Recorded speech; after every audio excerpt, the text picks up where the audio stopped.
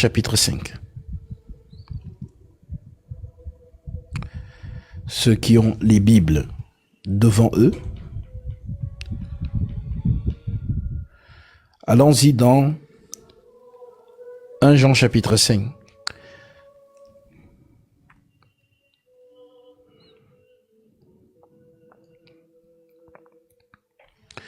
Nous sommes ici au verset 14. L'Écriture déclare: nous avons auprès de lui cette assurance, que si nous demandons quelque chose selon sa volonté, il nous écoute. Et si nous savons qu'il nous écoute, quelque chose que nous demandions, nous savons que nous possédons la chose que nous lui avons demandé. Je répète, nous avons auprès de lui cette assurance, les saints, que si nous demandons quelque chose selon sa volonté, c'est ça le problème. Demander quelque chose selon sa volonté. Sauf que c'est le contraire que les gens font. Les gens prient pour leur propre volonté. Alors, c'est quoi demander quelque chose selon sa volonté? Méditez un peu dessus. Parce que beaucoup de personnes vont se dire qu'ils prient, mais ils ne voient pas l'efficacité de leur prière ou de ce qu'ils ont demandé. Pourtant, Jésus a dit: tout ce que vous demanderez en mon nom, croyez que vous l'avez reçu et vous le verrez s'accomplir. Alors les gens ont prié, mais ils n'ont pas vu l'accomplissement. Alors ils se sont dit peut-être que la Bible, ce sont des inventions. Ce n'est pas vraiment efficace parce que certaines personnes pensent que les versets bibliques sont comme des formules magiques. Ah, je vous le dis, beaucoup pensent comme ça. Alors, oui, mes frères et sœurs,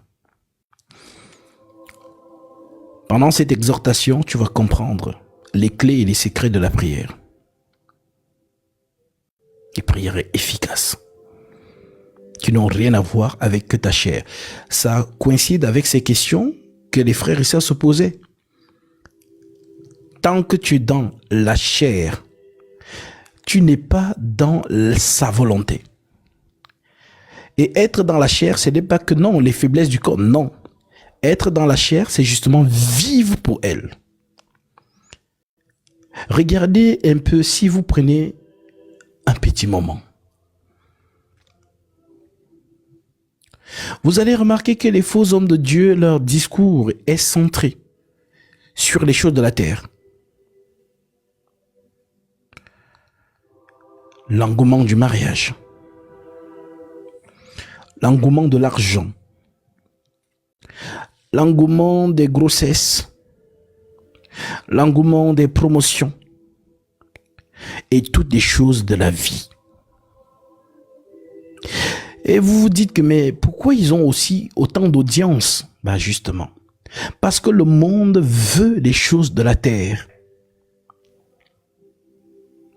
C'est tout le monde qui veut être riche. Alors vouloir être riche est un sentiment qui pêche. Pas forcément. Mais pourquoi tu veux être riche?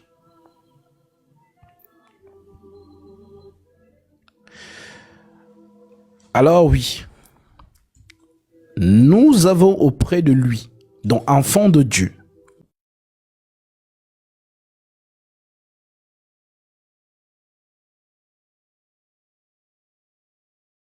vous enfants de Dieu, vous avez auprès de lui, donc Jésus-Christ, cette assurance que si nous demandons quelque chose selon sa volonté,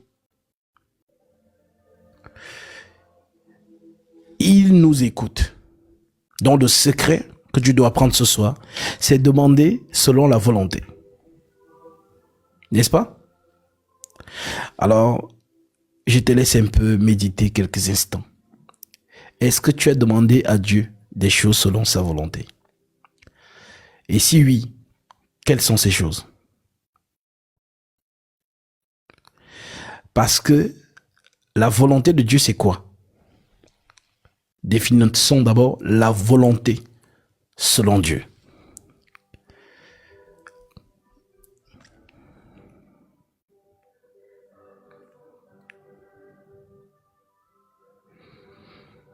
Nous sommes ici dans Jean chapitre 6.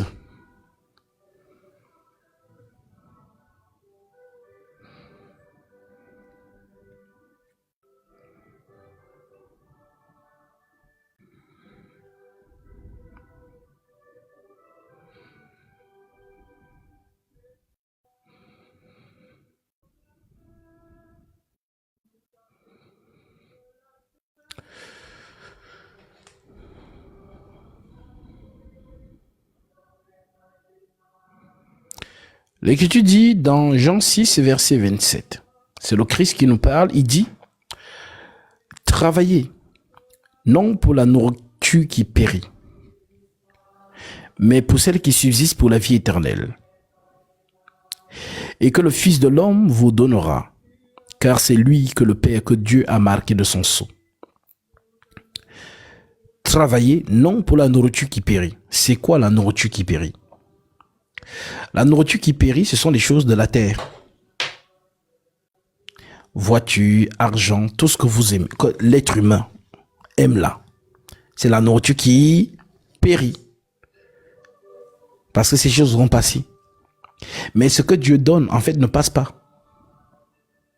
Voilà pourquoi on dit que les bénédictions de l'Éternel ne se suivent d'aucun chagrin. Alors, le Christ nous dit, travaillez non pour la nourriture qui périt, mais pour celle qui subsiste pour la vie éternelle. Donc, il y a une nourriture qui subsiste pour la vie éternelle. Que le Père, dit-il, que Dieu, que le Fils de l'homme vous donnera, car c'est lui que le Père, que Dieu a marqué de son sceau. Il lui dit, que devons-nous faire pour faire les œuvres de Dieu? Jésus leur répondit, l'œuvre de Dieu, c'est que vous croyez en celui qui l'a envoyé. Quel miracle fais-tu donc, lui dirent-ils, afin que nous le voyions et que nous croyions en toi? Que fais-tu? Nos pères ont mangé la manne dans le désert, selon qu'il est écrit. Il leur donna la manne du ciel à manger. Donc, qu'est-ce qu'ils ont mangé dans le désert? Un pain qui est dans la manne, qui ressemblait à de la graine de coriandre et qu'on pilait et qu'on faisait des gâteaux. C'est ce que les pères ont mangé. Alors, ces juifs disent à Jésus que, fais la même chose. Comme ça, on va voir, on va croire en toi et on va manger. Donc, le rapport ici, c'est avec les choses matérielles. Est-ce que vous comprenez? Maintenant, Jésus leur dit,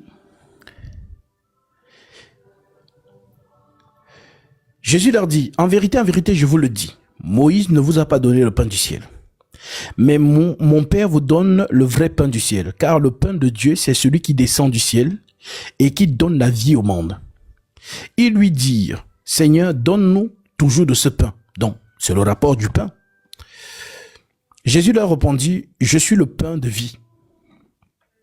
Celui qui vient à moi n'aura jamais faim. Je vous pose la question. Est-ce que ça vous arrive d'avoir faim dans la vraie vie? Oui. Voilà pourquoi nous mangeons. Alors, de quelle famine, en fait, Jésus parle? Est-ce la famine? La famine au premier degré?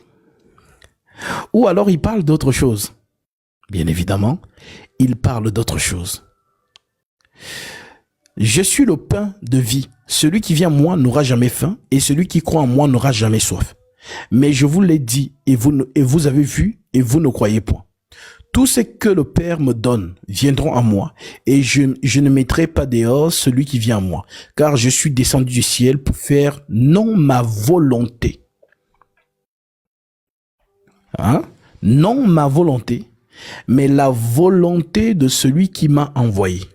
Or, la volonté de celui qui m'a envoyé, c'est que je ne perde rien de tout ce qu'il m'a donné, mais que je le ressuscite au dernier jour. La volonté de mon Père, c'est que quiconque voit le Fils et croit en lui ait la vie éternelle et je le ressusciterai au dernier jour. Les Juifs murmurèrent à son sujet parce qu'il avait dit, je suis le pain qui est descendu du ciel. Et il disait, n'est-ce pas là le fils de Joseph, celui dont nous connaissons le père, la mère? Comment donc dit-il, je suis descendu du ciel? Jésus leur répondit, ne murmurez pas entre vous. Nul ne peut venir à moi si le Père qui m'a envoyé ne l'attire, et je le ressusciterai au dernier jour. Donc, nous avons donc la notion ici de la volonté. Maintenant, si vous êtes vraiment des auditeurs, voilà qui assimilez ce qu'on vous dit. Nous réalisons donc alors l'écriture de Jean chapitre 5, 1 Jean chapitre 5, verset 14, qui déclare: et si nous avons auprès de lui cette assurance, que si nous demandons quelque chose selon sa volonté, il nous écoute. Et si nous savons qu'il nous écoute, quelque chose que nous demandions, nous savons que nous possédons la chose et que nous lui avons demandé, de ce que nous lui avons demandé. Donc, si on a donc compris, c'est quoi la volonté? Donc la volonté de Dieu, c'est quoi? C'est sa parole. C'est sa parole. Donc quand Jésus dit que ce que vous demanderez en mon nom, croyez que vous l'avez reçu, vous le verrez s'accomplir, Jésus parle de la parole. Jésus ne parle pas des voitures. Jésus ne parle pas du mariage. Jésus ne parle pas des choses de la vie. Vous voyez donc comment les faux hommes de Dieu, qui vous font des séminaires, des conférences, parlant de l'argent, miracle money, telle chose, cette technique pour être ceci, cela. Oh mes frères et sœurs, c'est un autre Jésus qu'on vous prêche. Et ce sont des prières qui attristent tellement le Seigneur. Tu passes ton temps à pleurer pour le mariage. Le mariage va périr. Tu passes le temps à pleurer pour les promotions, pour le visa, pour telle chose. Ce sont les choses de la vie. Voilà pourquoi vous voyez que c'est-à-dire l'humanité, entre guillemets, dit chrétien, ne court que derrière ces choses. Les prophéties. Localisme en mariage, localisme en visa, localisme et finances, localisme ceci. Ça n'a rien à voir avec Jésus. Ils ont réussi à vous amener justement sur ce que l'autre donne. Parce que l'autre donne. Il le donne vraiment. Et la condition pour qu'il donne, c'est que vous puissiez l'adorer. Comme il a dit au Seigneur, prosterne-toi devant moi. Et je te donnerai la gloire de ce royaume. Prenons un exemple. Je pense que vous suivez tous le procès de Puff Daddy aux États-Unis. Qui aurait dit que la cassie que vous voyez dans les maisons de luxe, dans les boutiques de luxe, Chanel, Hermès, les voitures, les Rolls-Royce, les jets privés, les ceci, cela. Chaque jeune fille qui voyait Cassie se disait que, oh, mais regardez. Mais maintenant, le temps vous a dévoilé que c'est à quel prix. Et lorsque vous entendez les choses qui sont dites, vous-même vous êtes choqué que, mais comment on peut en arriver là? Ça vous montre que tout ce que vous voyez dans les réseaux, avec les femmes qu'on appelle aujourd'hui les jeunes femmes influenceuses. Oh, si vous saviez les dessous. Si vous saviez, si vous voyez ce que vous ne voyez pas. Vous n'alliez pas convoiter cette fille parce que l'ennemi, il est dans ce monde. L'Écriture dit qu'il est le Dieu de ce siècle. Alors, si nous voyons que il a proposé au Seigneur dans Luc chapitre 4 en disant, prosterne-toi devant moi. Et je te donnerai toute la gloire de ces royaumes. Elle m'a été donnée et je la donne à qui je veux.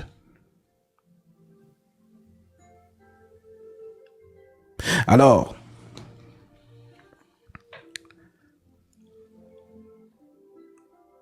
je vous montre quelque chose. Lorsqu'on vend son âme, Et vous allez me dire,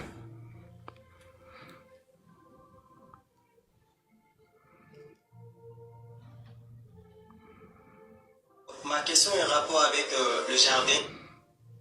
Il y a des déménagements qui se posent pour certains d'entre vous. Il y a des quartiers où vous ne devez plus rester. Parce que sinon, je suis sérieux. Parce que si tout le monde, je vous dis la vérité, personne ne sera toujours heureux de vous voir. On ne devient pas riche parce qu'on est employé. Un employé riche est un voleur. Personne ne devient riche en étant un employé. Ce sont les créateurs d'emplois qui deviennent des personnes riches. Il faut créer l'emploi. Et pour créer l'emploi, frère, parce que tu n'as pas besoin forcément d'avoir un gros bagage intellectuel. Je vous donne quelques exemples. Bill Gates, cofondateur de Microsoft, a abandonné ses études à Harvard pour poursuivre son projet. Il a abandonné quoi? Ses études. Il n'a pas eu de diplôme universitaire. Pas du tout. Il a abandonné. Vous allez donc voir l'engouement. L'engouement des gens qui sont autour parce qu'on prêche sur la richesse. C'est-à-dire, on prend maintenant les exemples profanes du monde pour faire, voilà, croire à ceux qui sont là que non, Christ est venu pour que vous soyez riches. Ah, peuple de Dieu. La prière selon Jésus-Christ, c'est sa parole. Satan donne la richesse. Chez nous au Cameroun, on dit le ndok, c'est le courage. Ça veut dire la gourmandise, c'est le courage. C'est-à-dire que si tu veux devenir riche, c'est facile. Il faut que tu sois juste courageux ou courageuse. Alors le courage là révèle quoi? Des conditions. Les conditions qu'on va t'imposer pour accéder à ce que tu veux. Donc il faut juste être courageux si tu veux devenir riche. Donc ces gens, je vous assure au nom de Jésus-Christ, l'esprit qui est derrière, vous ne le voyez pas, mais l'esprit qui est derrière, c'est l'esprit de Mammon. Parce que leurs enseignements ne tournent qu'autour des choses de la vie. Et vous voyez le monde. Jésus n'est pas prêché. Du moins, le vrai Jésus n'est pas là. Mais ce sont des choses qui plaisent aux hommes. Ils aiment bien ces messages. Car il viendra un temps où les hommes ne supporteront pas la saine doctrine. Mais ayant la démangeaison d'entendre des choses agréables, ils se donneront une foule de docteurs selon leurs propres désirs, détourneront l'oreille de la vérité et se tourneront vers les fables. Nous continuons. C'est pas beaucoup. Viens devant l'autel rapidement recevoir cette offrande, cette enveloppe, je prie pour toi. Viens rapidement, cours devant l'autel prendre. Tu as 10 000 € de sacrifice que tu veux faire. Avant devant l'autel, viens chercher cette enveloppe des mains proprement. Je vais prier pour toi. Alors, on commence à vendre Jésus. On vend Jésus. On vend des prières spéciales. Mais vous allez voir qu'il y a du monde. Il y a du monde qui se précipite pour aller acheter Jésus.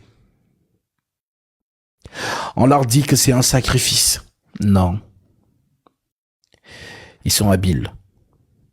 C'est ce qu'on appelle être ingénieux au mal. C'est écrit. Mais vous allez voir que ce sont les choses que les gens aiment. Lorsque vous allez aller chez un marabout, donc comme notre ami vient de nous parler des chamans. Ah non, c'est un gros business, hein, si vous ne saviez pas. Des gens qui vous disent de devenir avec une somme conséquente de maîtres, ils vont justement faire des rituels autour de cette somme et ça va multiplier. Ils ne sont pas différents des gens qui jouent au casino. Les addicts au casino, ce sont des gens qui partent miser l'argent pour avoir beaucoup. Et c'est ce que ces gens-là font. Alors, ils passent leur temps à parcourir l'Afrique, à parcourir l'Europe, en faisant des conférences. Oh non, la destinée de la richesse. Viens prendre les secrets, les 7 techniques pour être comme ça. C'est incroyable. Mais vous allez voir des personnes, entre guillemets, dites chrétiens, qui suivent ces choses-là et qui les approuvent. Est-ce que cela est étonnant? Non, puisque la prophétie est vivante. Car il viendra un temps où les hommes ne supporteront pas la saine doctrine, mais ayant la démangeaison d'entendre les choses agréables, ils se donneront une foule de docteurs selon leurs propres désirs, détourneront l'oreille de la vérité et se tourneront vers des fables. C'est ça. Alors, oui. C'est pas beaucoup. Viens devant l'autel rapidement recevoir cette offrande, cette enveloppe, je prie pour toi. Viens rapidement, cours devant l'autel prendre. Tu as 10 000 € de sacrifice que tu veux faire. Avant devant l'autel, viens chercher cette enveloppe des mains proprement. Je vais prier pour toi. Ouais. 10 000 €, c'est pas beaucoup. Voici ce que tu dois savoir pour créer la richesse. Premièrement, il faut savoir que la richesse se crée. C'est très important, la richesse se crée. Pour arriver à cette dimension de la création des richesses, parce qu'elle se crée, elle ne se vole pas, elle ne se pille pas. Avoir, numéro 2, la révélation. Mettez ça comme rang 1, l'impact de la religion dans la société. Et l'impact.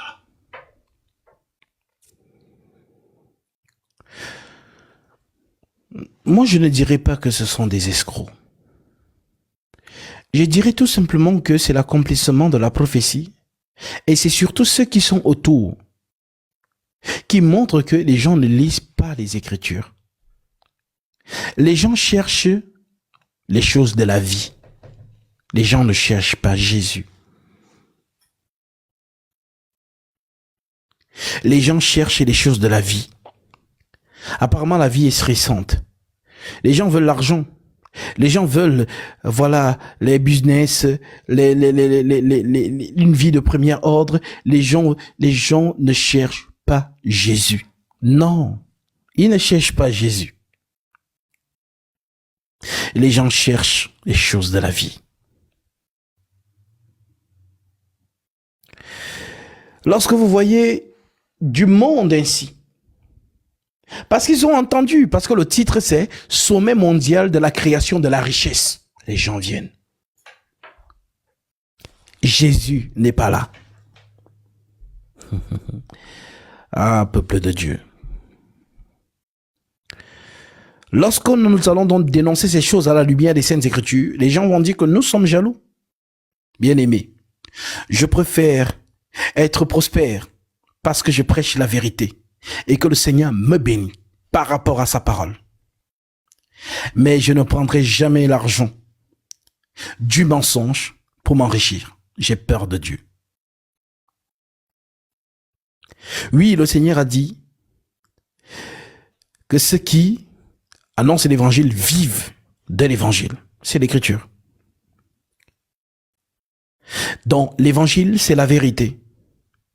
On ne devient pas ingénieux au mal pour justement amener les gens à aller prendre justement leur argent en leur disant de payer les dîmes puisque ce n'est plus d'actualité.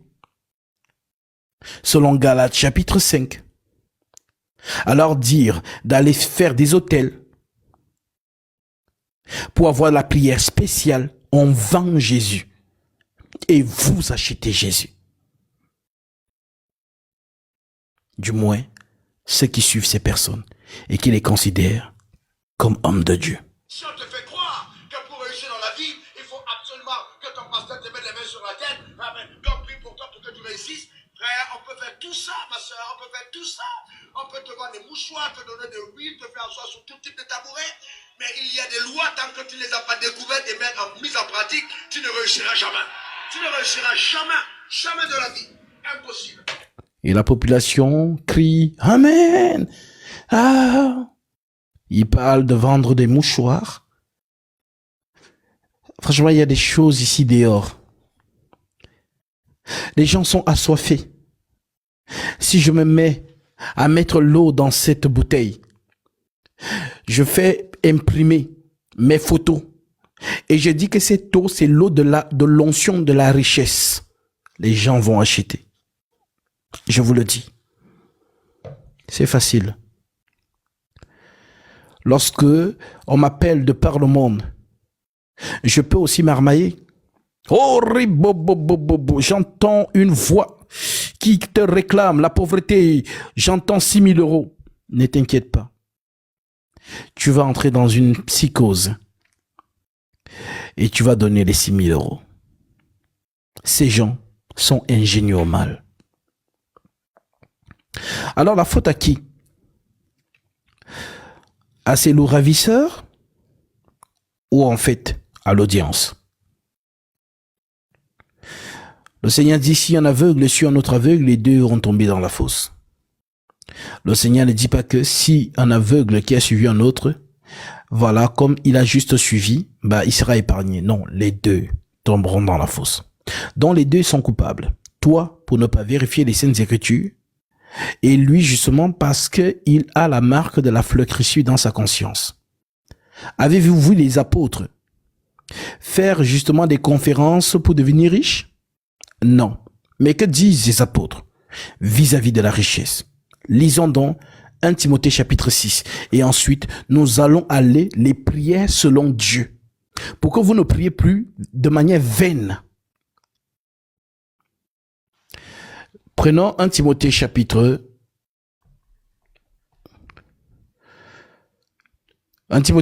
6. Nous sommes au verset 3. Voici ce que les apôtres nous ont dit vis-à-vis de la richesse.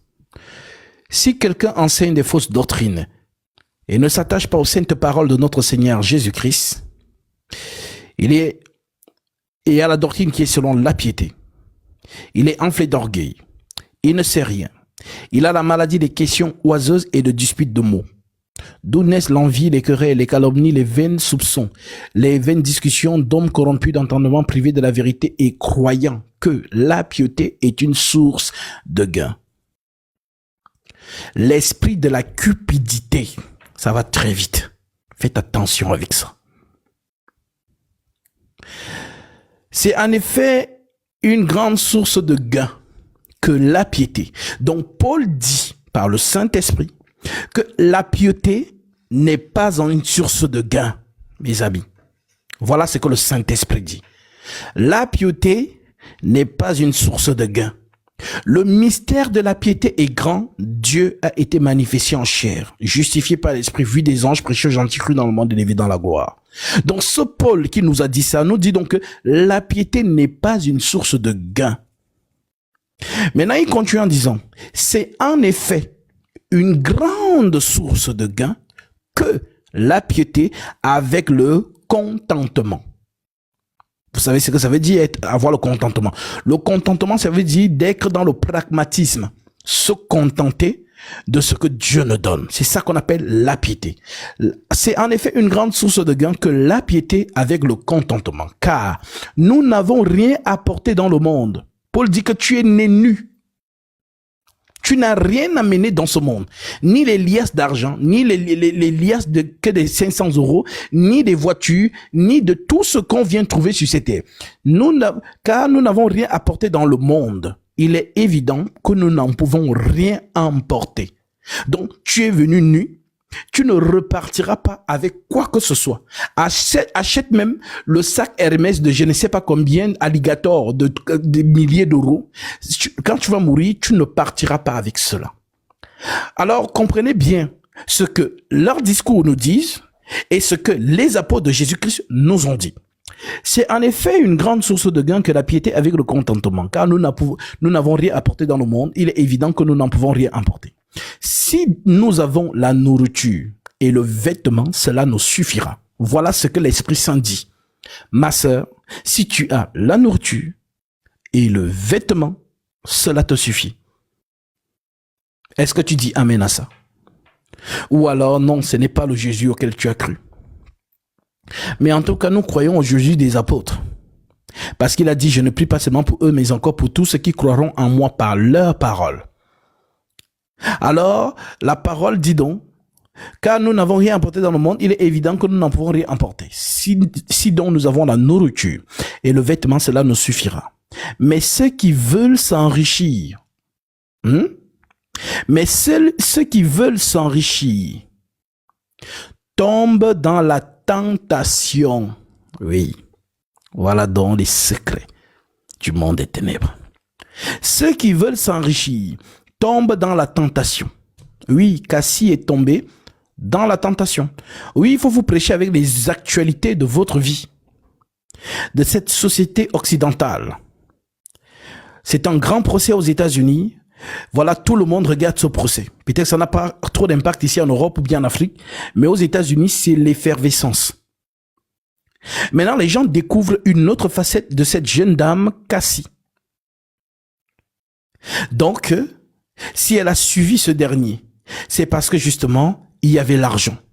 Et avec l'argent, on tombe dans la tentation. Oui, avec l'argent, on tombe dans la tentation. Alors Paul dit, si donc nous avons la nourriture et le vêtement, cela nous suffira. Mais ceux qui veulent s'enrichir tombent dans la tentation et dans beaucoup de pièges et dans beaucoup de désirs insensés et pernicieux qui plongent les hommes dans la ruine et la perdition. Car l'amour de l'argent est une racine de tous les maux. Quelques-uns, en étant possédés, se sont égarés loin de la foi et se sont jetés eux-mêmes dans bien des tourments. Pour toi, homme de Dieu, fuis ces choses. Ah oui. Je ne mange que ce que Dieu me donne. Je ne suis pas ingénieux au mal, à l'escroquerie, à prêcher la peur pour prendre l'argent dans la poche des fidèles. Je vois l'esprit de mort dans ta vie. Sème le tel pour chasser, pour briser les liens, je ne sais pas de quoi, ainsi de suite, ainsi de suite. Donc, on vous malaxe, on vous mélange, on vous retourne, on vous tourne, ainsi de suite, on vous sèche, on vous rince, ainsi de suite. Pour toi, homme de Dieu, fuis ces choses et recherche la justice. La justice, c'est la parole. Quand on dit justice, dans le langage prophétique, c'est la parole. Selon Jean 7, 24, ne jugez pas selon l'apparence, mais jugez selon la justice. Selon Éphésiens chapitre 6, verset 10, en descendant. L'épée de la justice qui est la parole de Dieu. L'épée de l'esprit. Et selon Hébreux chapitre 4, verset 12. La parole de Dieu est plus efficace, plus qu'une épée quelconque à deux tranchants, pénétrant jusqu'à partager âme, jointure et muelle. Pour toi, homme de Dieu, fuis ces choses et recherche la justice, la piété, la paix, la charité, la patience, la douceur. Combat le bon combat de la foi. Saisis la vie éternelle à laquelle tu as été appelé et pour laquelle tu as fait une belle confession en présence d'un grand nombre de témoins. Je te recommande devant Dieu qui donne la vie à toutes choses et devant Jésus-Christ qui fit une belle confession devant Ponce Pilate de vivre sans tache, sans reproche jusqu'à l'apparition de notre Seigneur Jésus-Christ que manifestera en son temps le seul souverain, le roi des rois, le Seigneur des seigneurs qui seul possède l'immortalité, qui habite une lumière inaccessible que nul homme n'a vu ni ne peut voir, à qui appartient l'honneur et la puissance éternelle. Recommande aux riches de ce siècle, dont il s'adresse ici à l'Église. Recommande aux riches de ce siècle. Recommande aux riches du présent siècle de ne pas être orgueilleux et de ne pas mettre leur richesse, leur espérance dans les richesses incertaines, mais de la mettre en Dieu. Si tu es riche, mets ta richesse en Dieu, qui nous donne avec abondance toutes choses. Dieu donne avec abondance toutes choses, pour que nous en jouissions. Oui, quand Dieu donne aussi, c'est pour que tu jouisses de ce que Dieu t'a donné, pour que tu exprimes ta joie, que j'ai reçu du Seigneur ceci, alors je mange avec action de grâce. Recommande-leur de faire le bien, d'être riche en bonne œuvre, d'avoir de la libéralité. C'est un don qu'on retrouve dans Romains 12, le don de la libéralité. C'est un ministère aussi. De la générosité et de s'amasser ainsi pour l'avenir un trésor placé sur un fondement solide, afin de saisir la vie véritable. Ô Timothée, garde le bon dépôt, en évitant les discours vains et profanes, et les disputes de la fausse science, dont font profession quelques-uns qui se sont ainsi détournés de la foi. Que la grâce soit avec vous. Voilà donc ce que les apôtres nous disent vis-à-vis de la richesse. Et voici ce que les gens de ce siècle Ce que tu disent. dois savoir pour créer la richesse. Premièrement, il faut savoir que la richesse se crée. Voilà, les gens prennent même, c'est-à-dire ils amènent les cahiers pour venir, voilà comment devenir riche. Non, ce n'est pas Jésus qu'on prêche. Ce n'est pas le royaume des cieux. C'est ce monde. Ah, vraiment. Si. La richesse se crée. Pour arriver à cette dimension de la création des richesses, parce qu'elle se crée, elle ne se vole pas, elle ne se pille pas. Avoir numéro 2, la révélation. Mettez ça comme rang 1, l'impact de la religion dans la société. L'impact de la religion dans la société. Et la religion nous fait croire que notre épanouissement sera au ciel et que la terre, eh bien, on peut y souffrir. C'est pas si grave que ça. L'essentiel, c'est qu'après, nous soyons heureux au ciel. Mais j'ai envie de te dire que si tu as raté ton ciel, ta terre, tu as raté la raison de ton existence. Il attend un... Satan, quand Satan prêche, ça passe vite. C'est entré. Si tu n'as pas, ça dit la sonorité, vous dites, ici, c'est danger, danger, danger. Tu es emballé. Vous avez, je ne sais pas si vous pesez ce qu'il a dit. Je vais remettre. L'impact de la religion dans la société. Et la religion nous fait croire que notre épanouissement sera au ciel et que la terre, eh bien, on peut y souffrir. C'est pas si grave que ça. Oh, on veut nous faire croire que non, notre épanouissement, ce sera au ciel. Mais non. Si on a raté l'épanouissement sur terre, on l'a raté au ciel. Mais qu'est-ce que Jésus dit? Matthieu 6. Ne vous amassez pas des trésors sur la terre. Amassez des trésors dans le ciel. Et dans toute cette foule, personne ne se lève pour dire, mais attendez, ce que vous dites contredit l'écriture. Non, ils sont emballés, ils veulent devenir riches. Ils ont sorti les cahiers pour noter. C'est incroyable, n'est-ce pas? Alors, c'est une manière de vous montrer ce qui se passe dans ce bas monde. C'est ce qui se passe dans les soi-disant églises que vous entendez. Les Marcelo Tounassi, les Ivan Castano, les Raoul Wafo, les Wilfried Zawi, les Mohamed Sanogo, tous ces personnes-là, c'est ça ici. Et lorsqu'on nous allons parler, on va dire que nous sommes jaloux. Ok, il n'y a pas de souci, nous sommes jaloux. Mais si cette jalousie est de Dieu, amen, puisque nous avons la compassion pour vos âmes, par les yeux de la prophétie, nous vous voyons dans la perdition. Voilà pourquoi je suis engagé. Puisque Dieu dit à Ézéchiel, si je dis à un méchant qui va mourir et que tu ne l'avertis pas, il mourra dans son péché et je te redemanderai de son sang.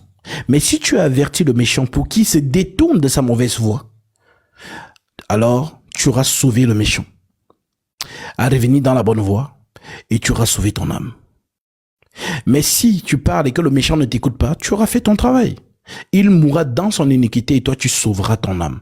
Le prophète est engagé. Voilà pourquoi tu ne peux pas voir les ténèbres quelque part. Tu passes. Tu dis, ah, Dieu va faire. Dieu va faire. Non, tu es engagé. Parce que tu es passé, tu es la lumière, tu es passé, il y avait les ténèbres, tu n'as pas lui. Ça veut dire que les gens qui sont dans ces ténèbres, si tu avais lui, ils auront été éclairés et sortis des ténèbres. Mais comme tu n'as pas lui et tu as dit, ah, Dieu, c'est Dieu qui va faire, comme les gens de ce siècle qui sont devenus les avocats des faux hommes de Dieu. Oh, laisse, Dieu lui-même, il va faire. Selon quelle écriture? Tandis que Ézéchiel, chapitre 3, verset 16, nous dit le contraire. Nous devons dénoncer les œuvres infructueuses des ténèbres. Nous ne devons pas participer à cela. Nous n'avons pas reçu un esprit de timidité. Oui, mais un esprit de force. Ils sont tous assujettis. On vient de les mentir en direct. Personne n'a levé la main pour dire que non, ce que vous dites n'est pas conforme à ce qui est écrit. Personne. Alors, oui, c'est fort. Religion dans la société. L'impact de la religion dans la société. Et la religion nous fait croire que notre épanouissement sera au ciel et que la terre, eh bien, on peut y souffrir. C'est pas si grave que ça. L'essentiel, c'est qu'après, nous soyons heureux au ciel. Mais j'ai envie de te dire que si tu as raté ton ciel, ta terre, tu as raté la raison de ton existence. Il est donc important de comprendre que Dieu n'a pas créé la terre pour qu'on y soit un touriste. Chacun d'entre nous a un mandat, une mission à accomplir sur terre. Et cette mission, jamais tu ne réussiras la mission de Dieu sur la terre des hommes sans argent, sans richesse. C'est impossible. L'homme n'a pas.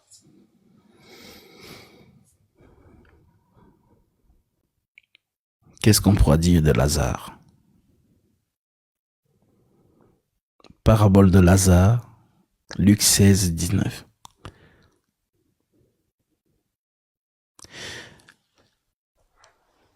Je pense que ceux qui prennent vraiment leur salut au sérieux, vous avez compris. Ce ne sont pas des hommes de Dieu. Ce sont les ouvriers de Satan. Malheureusement, malgré que nous dénonçons, nous allons arracher quelques-uns, ceux qui appartiennent à Dieu. Mais ceux qui n'appartiennent pas à Dieu, il faut bien que la prophétie s'accomplisse, n'est-ce pas? Large est la porte, spacieux le chemin qui mène à la perdition. Il y en a beaucoup qui entrent par là. Mais étroite est la porte, resserré le chemin qui mène à la vie. Il y en a peu qui les trouvent. Alors, comme nous l'avons dit,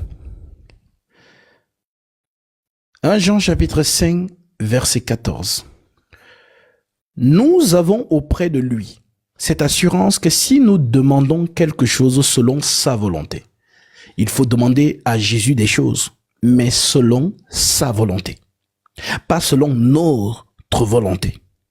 Souvenez-vous que lui-même, dans la peau d'un envoyé, dit ce jour-là, s'il est possible que cette coupe s'éloigne de moi, toutefois, non pas ma volonté, mais que ta volonté s'accomplisse. C'est une bonne prière. C'est une bonne prière. Alors, c'est ça le secret, mes bien-aimés. Si peut-être depuis longtemps, vous ne l'avez pas compris, priez conformément à la volonté du Seigneur, c'est ça recevoir. Mais tant que vous priez pour votre corps, ce ne sont pas des prières qui lui sont agréables.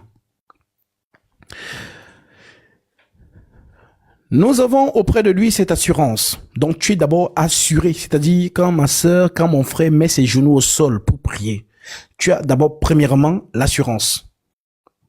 Tu ne viens pas en doutant. Tu as l'assurance. 2.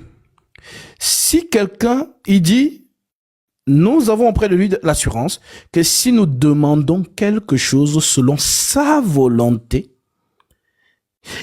il nous écoute. Et si nous savons qu'il nous écoute, 2, quand tu pries, tu sais que tu ne pries pas dans le vide. Tu as l'assurance, 1, 2, tu sais qu'il t'écoute.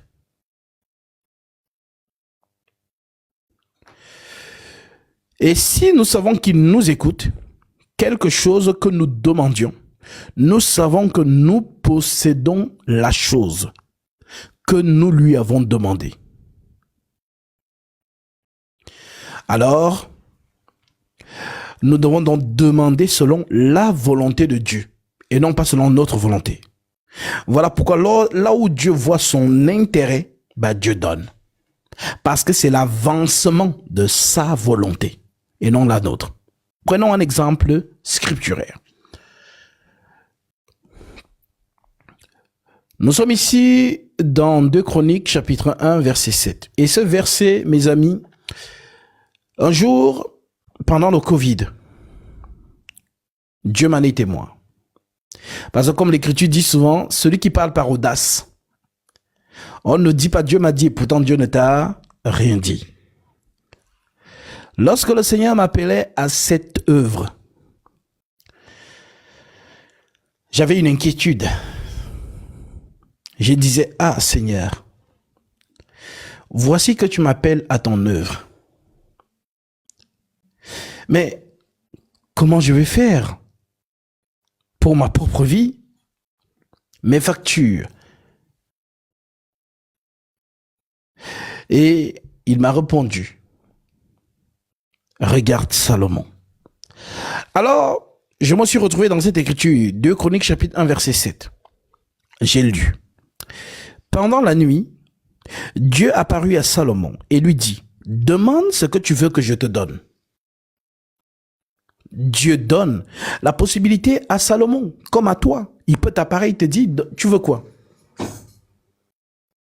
Alors on dit, Salomon répondit à Dieu, tu as traité David mon père avec une grande bienveillance et tu m'as fait régner à sa place. Maintenant, éternel Dieu, que ta promesse à David mon père s'accomplisse, puisque tu m'as fait régner sur un peuple nombreux comme la poussière de la terre. Accorde-moi donc de la sagesse et de l'intelligence, afin que je sache me conduire à la tête de ce peuple, car qui pourrait juger ton peuple, ce peuple si grand? Dieu dit à Salomon, puisque c'est là ce qu'il y a dans ton cœur, puisque tu ne demandes ni des richesses. C'est le reflet que nous tous, on aurait eu, n'est-ce pas? Ah, Dieu me demande, ah, Dieu, je veux être l'homme le plus riche du monde. Dieu, je veux la longévité. Dieu, je veux. Mais de manière surprenante, Salomon ne demande pas les choses de la chair. Mais Salomon demande la volonté de Dieu, puisque Dieu l'établit roi de son peuple. Alors il dit à Dieu que, mais Dieu, je ne peux pas conduire ton peuple si je n'ai pas ton esprit. Accorde-moi ton esprit, comme ça au moins je pourrais mieux conduire ton peuple et le juger convenablement. Alors Dieu est édifié, il dit, puisque c'est là ce qu'il y a dans ton cœur, puisque tu ne demandes ni des richesses, ni des biens, ni de la gloire, ni la mort de tes ennemis, ni même une longue vie, et que tu demandes pour toi de la sagesse et de l'intelligence, pour juger mon peuple sur lequel je te fais régner, la sagesse et l'intelligence te sont accordées. C'est automatique. Et je te donnerai en outre les choses que tu ne m'as pas demandées. Je te donnerai en outre des richesses, des biens, de la gloire, comme n'en a jamais eu aucun roi avant toi, et comme n'en aura aucun après toi. Salomon n'a pas demandé ces choses. Il n'a pas demandé des richesses. Mais apparemment, quand Dieu bénit des choses célestes, elles s'accompagnent des choses terrestres. Voilà le secret de Dieu. Parce que tu as montré que Dieu, en fait, les choses de la terre, ça m'intéresse pas. C'est toi qui m'intéresse, mon Dieu. Je veux te plaire. C'est pour toi que je veux vivre. Si je fais quelque chose qui te plaît, c'est ça l'essentiel. Alors Dieu voit que tu es un homme brisé. Tu es un homme qui n'est plus là pour l'engouement de ta chair. Tu es réellement un serviteur disponible pour son maître. Alors à ce moment, il t'accorde les choses que tu n'as même pas demandé, ça vient seul. Parce que tu mets sa volonté en pratique. Il voit son intérêt et il te donne. Alors je pense que vous connaissez toute cette écriture. Psaume chapitre 34 verset, Psaume chapitre 37 verset 7. Lisons-la. Psaume chapitre 37 verset 4. Qu'est-ce que l'écriture dit? Fais de l'Éternel tes délices, et il te donnera ce que ton cœur désire. Recommande ton sort à l'Éternel, mets en lui ta confiance et il agira. C'est un Dieu qui est fidèle à lui-même. Maintenant, les faux hommes de Dieu inversent la chose et ils vous donnent plutôt l'amour des choses de la terre et vous font négliger les choses célestes. Comme vous l'avez entendu, ce Raoul Wafo qui vous dit que non, si vous n'avez pas été riche sur terre, vous ne serez pas riche dans le ciel. C'est incroyable.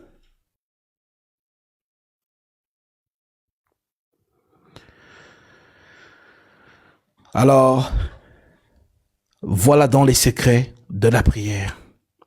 À chaque fois que tu pries, mon frère, à chaque fois que tu pries, ma sœur, souviens-toi de 1 Jean chapitre 5 verset 14. Prie avec assurance, prie avec foi et prie selon la volonté, car la volonté, c'est l'écriture. Regarde les prières de Jésus lui-même. Montre-moi un seul verset où Jésus a prié pour avoir la maison. Montre-moi un seul verset où Jésus a prié pour avoir les choses de la vie. Au contraire, c'est lui qui nous disait, les renards ont des tanières, les oiseaux ont des nids, mais le Fils de l'homme n'a pas un endroit pour poser sa tête.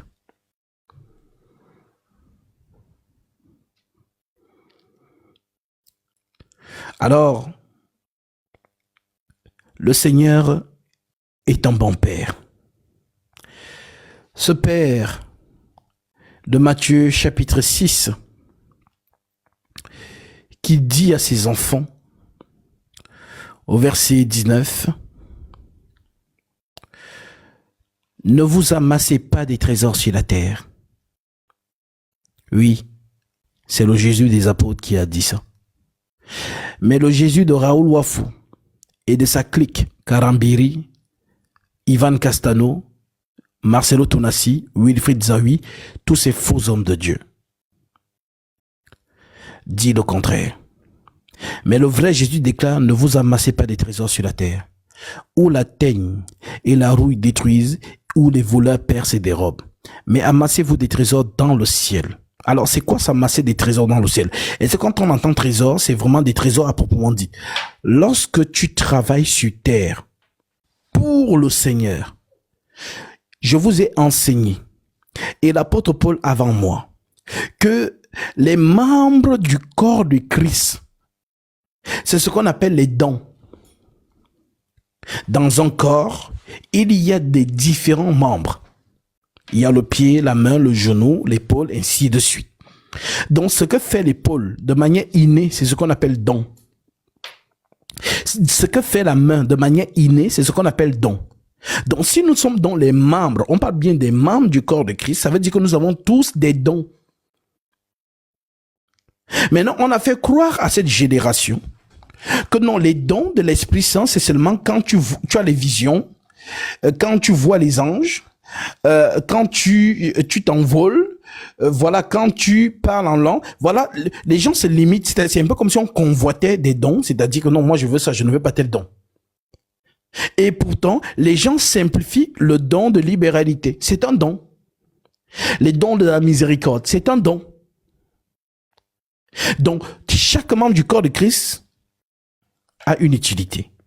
Alors, dans l'utilité que tu as, ce que tu fais, c'est ce qu'on appelle amasser ses trésors. Je vous donne cette écriture dans 2 Corinthiens chapitre 5. Parce que beaucoup ne savent pas cela. Les gens pensent que les trésors, c'est que non, il y a que vraiment les trésors au ciel. Alors, l'écriture dit dans 2 Corinthiens chapitre 5, au verset 1, voici ce que l'apôtre Paul dit en ce qui concerne le royaume des cieux là-bas. Nous savons en effet que si cette tente dans laquelle nous habitons est détruite, nous avons dans le ciel un édifice qui est l'ouvrage de Dieu, une demeure éternelle qui n'a pas été faite de main d'homme. Aussi nous gémissons dans cette tente, désirant revêtir notre domicile céleste, si du moins nous sommes trouvés vêtus et non pas nus, donc avoir le Saint-Esprit. Car tandis que nous sommes dans cette tente, nous gémissons, accablés, parce que nous voulons non pas nous dépouiller, mais nous revêtir, afin que ce qui est mortel soit englouti par la vie. Et celui qui nous a formés pour cela, c'est Dieu qui nous a donné les arts de l'esprit. Nous sommes donc toujours pleins de confiance, et nous savons qu'en demeurant dans ce corps, nous demeurons loin du Seigneur, car nous marchons par la foi et non par la vue. Car nous marchons par la foi et non par la vue. Nous sommes pleins de confiance et nous aimons mieux quitter ce corps et demeurer auprès du Seigneur, et devenir près du Seigneur. C'est pour cela que nous nous efforçons aussi de lui être agréable. Soit que nous demeurions dans ce corps, soit que nous le quittions. Car il nous faut tous comparaître devant le tribunal de Christ. Mais pourquoi? Afin que chacun reçoive selon le bien ou le mal qu'il aura fait étant dans son corps. Donc, chrétiens, chrétiennes, ceux qui ne savaient pas, je vous informe, Dans le corps du Christ, qui est l'Église, tout ce que tu fais est noté. Si tu as compris ces choses, personne ne va plus te dire « aie du zèle dans les choses du Seigneur ». Toi-même, parce que tu as compris, tu vas tellement être zélé dans ton don. Même si ton don, c'est de balayer, tu vas balayer avec zèle. Même si ton don, c'est de prier, tu vas prier avec zèle. Même si ton don, c'est justement de pratiquer la miséricorde. Ton don, c'est la prophétie. Ton don, c'est... Tu vas le faire avec zèle. Pourquoi? Parce que tu sais qu'en le faisant, ce sont tes trésors que tu amasses. Parce que ce jour-là, tu dois passer devant le Seigneur des Seigneurs. On t'appellera. Tu vas traverser une grande allée.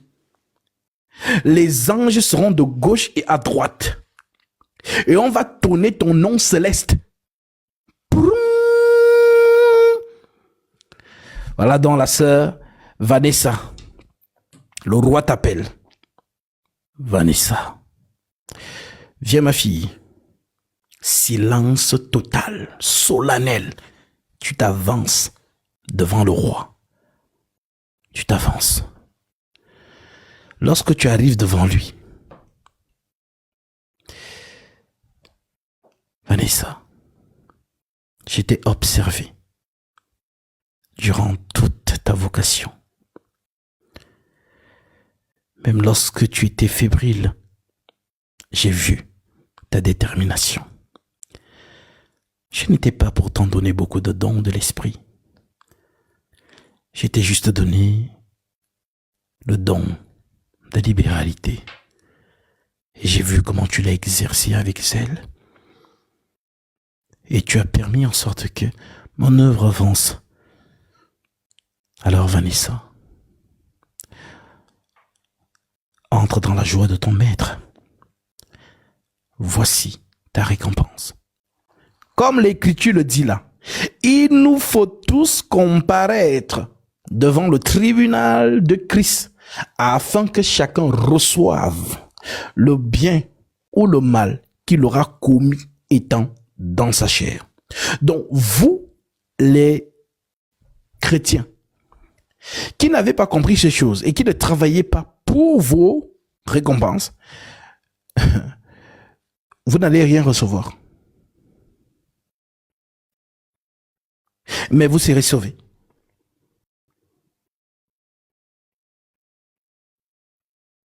Voilà donc, parce que tu penses que dès que tu crois en Jésus, tu te convertis, ça va. Mais non.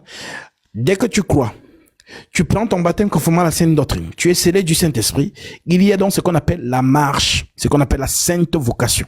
Et durant ta marche jusqu'à ta mort, tu travailles pour le Seigneur. Et rien ne se perd. Tout ce que tu fais est noté. Donc le frère que tu vois là, la sœur que tu vois là, peut-être que tout le monde néglige. Dieu lui a donné un petit don, mais elle est à fond dans son don. C'est le jour là que vous allez comprendre que... Voilà.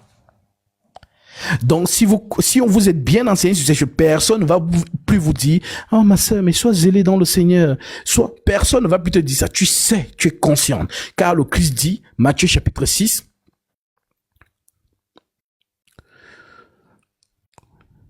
ne vous amassez pas des trésors sur la terre, où la teigne et la rouille détruisent et où les voleurs percent et dérobent. Mais amassez-vous des trésors dans le ciel, où la teigne et la rouille ne détruisent point et où les voleurs ne percent ni ne dérobent. Car là où il y a ton trésor, là aussi sera ton cœur. L'œil est la lampe du corps. L'œil, quand tu vois la lampe là, on dit que le corps humain a une lampe, c'est l'œil. L'œil est la lampe du corps. Maintenant, il dit, si ton œil est en bon état, tout ton corps est éclairé. Mais si ton œil est en mauvais état, tout ton corps est dans les ténèbres. Si donc la lumière qui est en toi est ténèbres, combien seront grandes ces ténèbres? En d'autres termes, la vue dans le royaume des cieux, c'est la connaissance. Voilà pourquoi il dit, je suis venu donner le recouvrement de la vue aux aveugles. Être aveugle, c'est être ignorant. Voir, c'est connaître. Mon peuple périt parce qu'il lui manque la connaissance. Donc, lorsque tu es bien enseigné et que tu comprends, tu connais maintenant, à ce moment, c'est une lumière qui te guide, la connaissance. Voilà donc pourquoi il dit que si ton œil est en bon état, ça veut dire que tu vois, tout ton corps est éclairé. Mais si ton œil est en mauvais état, ça veut dire que tu ne vois pas, alors tout ton corps est dans les ténèbres. Il dit donc que si la lumière qui est en toi est ténèbres, combien seront grandes ces ténèbres? Il continue en disant, nul ne peut servir deux maîtres. Soit il aimera l'un et méprisera l'autre, soit il s'attachera à l'un, soit il aimera l'un et haïra l'autre, soit il s'attachera à l'un et méprisera l'autre. Vous ne pouvez servir Dieu et Mammon. Mammon, le dieu de l'argent, le dieu de la luxure et tout ce qui va avec. Donc, il continue en disant, c'est pourquoi je vous dis, ne vous inquiétez pas pour votre vie. Pendant que les faux hommes de Dieu de ce siècle viennent vous dire que non, il faut que je remette ça pour que ça pénètre encore bien les âmes, qu'ils voient vraiment comment Satan travaille.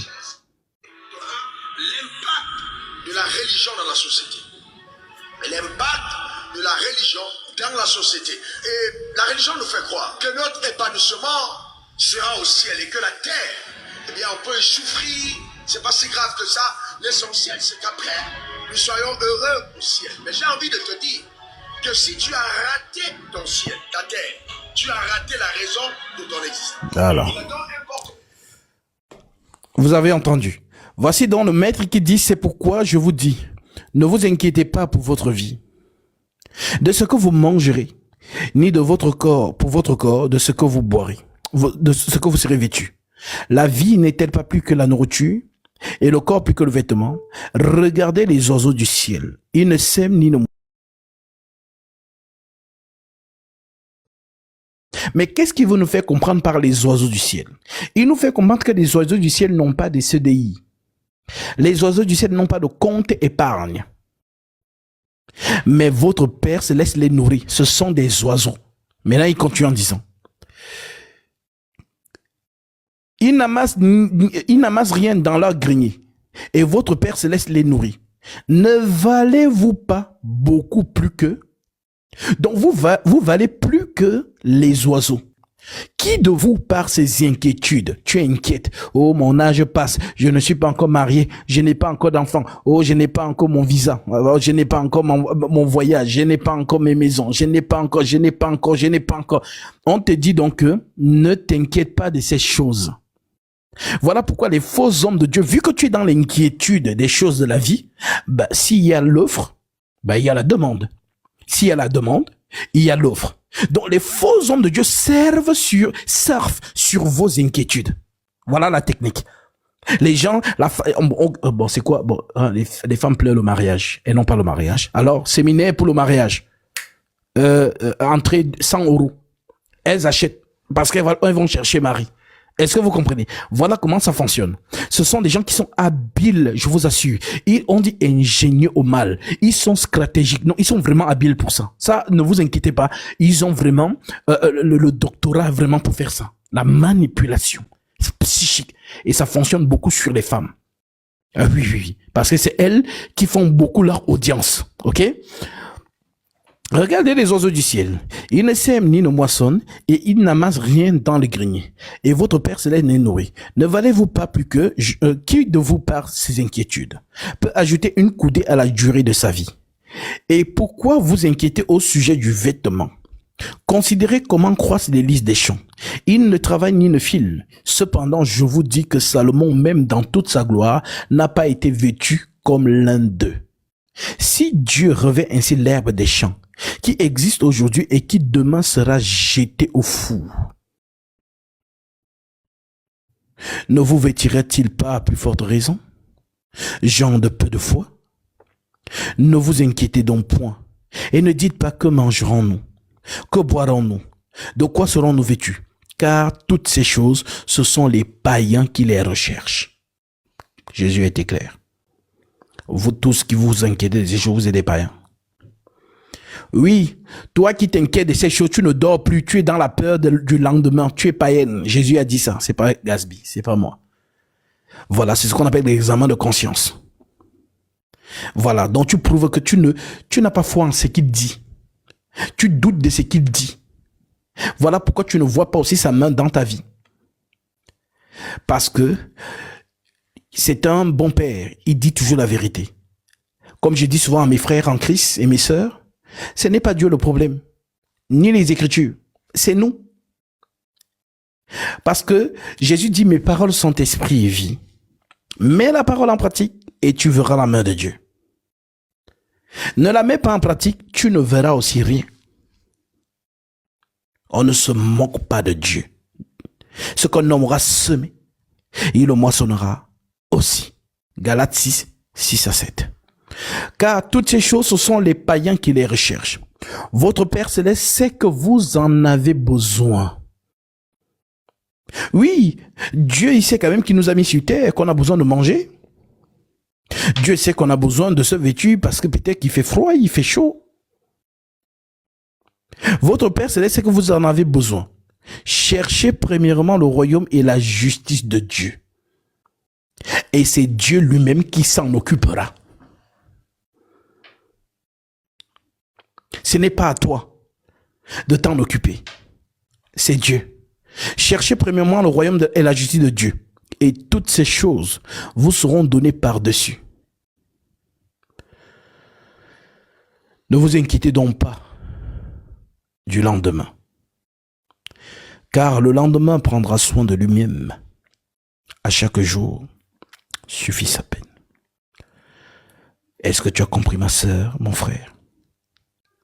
Ce qui fait donc en sorte que si tu es désintéressé des choses de la terre, l'ennemi ne pourra donc pas te tenir par la barbichette. Si l'ennemi vient sceller tes finances, tu ne seras pas en panique. Tu ne vas même pas le calculer. S'il vient te frapper de maladie, tu ne seras pas justement dans l'inquiétude parce que tu te diras, même si cette maladie m'emporte, le mieux pour moi c'est de partir avec ma foi. Même si cette sécheresse financière m'emporte, le mieux pour moi c'est de mourir avec la foi. Car, dit l'apôtre Pierre par le Saint-Esprit, c'est là ce qui fait votre joie. Quoique maintenant, puisqu'il le faut, vous soyez attristés pour un peu de temps, par diverses épreuves, afin que l'épreuve de votre foi, plus précieuse que l'or périssable, qui cependant est éprouvé par le feu, ait pour résultat la louange, la gloire, l'honneur, lorsque Jésus-Christ paraîtra. Lui que vous aimez sans l'avoir vu, en qui vous croyez sans le voir encore, vous réjouissant d'une joie ineffable et glorieuse, parce que vous obtiendrez le salut de vos âmes pour prix de votre foi. Tu obtiendras le salut de ton âme pour prix de ta foi. Donc, après avoir cru, après avoir reçu le baptême d'eau pour le pardon de tes péchés, après avoir été scellé du Saint-Esprit, il te manque la marche. Et pendant cette marche, c'est là que tu vas prouver si tu as la vraie foi ou la fausse. Si tu as la vraie foi, elle va résister à toutes les épreuves.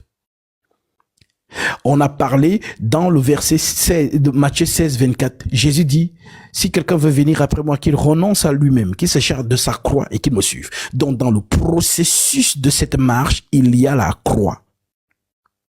Il y a la croix.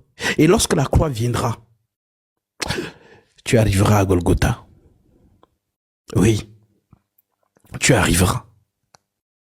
Mais si tu n'es pas la bonne terre, alors tu feras naufrage à la fois. Parce que lorsque l'ennemi va commencer à te déranger dans tes finances, tu vas commencer à ne plus prier ou bien à être abattu. Oh mon frère, laissez-moi tranquille. J'ai des problèmes de finances, j'ai les dettes, j'ai ceci, j'ai cela. Tu seras en panique. Tu seras malade. Oh, tout le monde essaiera de venir imposer les mains sur toi pour te guérir. Rien. Parce que justement, cette maladie vient comme une épreuve dont tu dois réussir. Est-ce que justement, tu vas faire naufrage à la fois par cette maladie? Parce qu'on viendra te dire, ah, Jésus n'arrive pas à te guérir, ne t'inquiète pas. Je connais un marabout de l'autre côté, lui, il guérit tout le monde. Allons là-bas et tu iras. Alors, je termine. par cette écriture que le Maître nous donne dans Matthieu chapitre 13 pour nous instruire sur les terres et sur la vie. Matthieu 13, verset 18, il déclare: Vous donc, écoutez ce que signifie la parabole du semeur. Lorsqu'un homme écoute la parole du royaume et ne la comprend pas, le malin vient et enlève ce qui a été semé dans son cœur. Cet homme est celui qui a reçu la semence le long du chemin. Donc on dit que lorsqu'on te prêche la parole et que tu ne la comprends pas, Satan vient et enlève ce qui a été semé. La deuxième, on dit, celui qui a reçu la semence dans les endroits pierreux, c'est celui qui entend la parole et la reçoit aussitôt avec joie. Amen, alléluia. Mais il n'a pas de racine en lui-même. Il manque de persistance. Et dès que survint une tribulation ou une persécution à cause de la parole, il y trouve une occasion de chute. Troisième terre, celui qui a reçu la semence parmi les épines. C'est celui qui entend la parole, mais en qui les soucis du siècle et les séductions des richesses étouffent cette parole et la rendent infructueuse. Voilà donc cette troisième terre qui est dans les soucis de la vie. Elle croit en Jésus, mais elle vaut aussi le monde. Voilà donc pourquoi on dit que ces soucis de la vie étouffent sa foi et la rendent infructueuse. Maintenant, la bonne terre, verset 23, celui qui a reçu la semence dans la bonne terre, c'est celui qui entend la parole et qui la comprend. Elle porte du fruit. Un grain en donne 100, l'autre 60 et l'autre 30. Que celles et ceux qui ont les oreilles pour entendre, entendent. Alors, les prières que tu fais, tu dois d'abord te poser la question que est-ce que c'est selon la volonté de Dieu? Car la volonté de Dieu, c'est la parole de Dieu. Apocalypse chapitre 19, verset 11.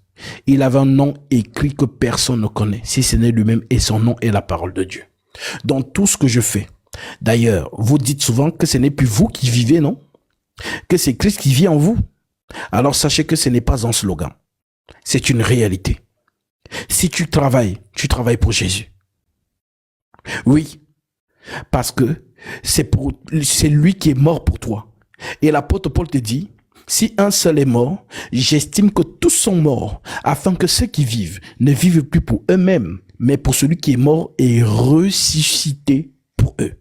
Voilà pourquoi, si tu lis que dans la première assemblée des saints, les premiers saints, qu'est-ce qu'ils faisaient? Tellement ils ne vivaient plus pour eux-mêmes, ce qu'ils avaient, ils le mettaient en commun. Et l'Écriture dit, personne ne disait que ces biens lui appartenaient. Ceux qui avaient des propriétés les vendaient, ceux qui avaient ceci, ils les mettaient ensemble. Parce que ce n'est plus eux qui vivent, c'est Christ qui vit en eux. Donc si tu vois que, apparemment tu dis que tu es en Jésus, mais que tu vis que pour toi, ma sœur, pose-toi des questions, mon frère, pose-toi des questions. L'église, c'est encore. L'église, c'est encore. L'église, c'est encore. Et ce corps, justement, doit vivre dans la charité. Dans l'union. Donc, tu ne dois pas être facultatif dans les choses de l'assemblée des saints. Lorsque ce sont tes choses à toi de ta vie, tu es motivé. Mais lorsque ça concerne le corps du Christ, tu n'es pas motivé. Alors, ne te fais pas d'illusions. Interroge-toi si tu as le Saint-Esprit. Car il est écrit, le zèle de ta maison me dévore. C'est écrit dans le livre des psaumes. Et Christ lui-même a montré l'exemple. Et on a rendu témoignage de lui en disant, il se souvient qu'il était écrit que le zèle de ta maison me dévore. Donc tu ne peux pas dire que tu as le Saint-Esprit et tu es facultatif dans les choses de l'assemblée des saints. Non, pose-toi des questions. Lorsqu'on a le Saint-Esprit, on est zélé pour la cause céleste. C'est ta vie. Ce n'est plus toi qui vis. C'est Christ qui vit en toi. Est-ce un slogan ou une réalité? Que Dieu vous bénisse.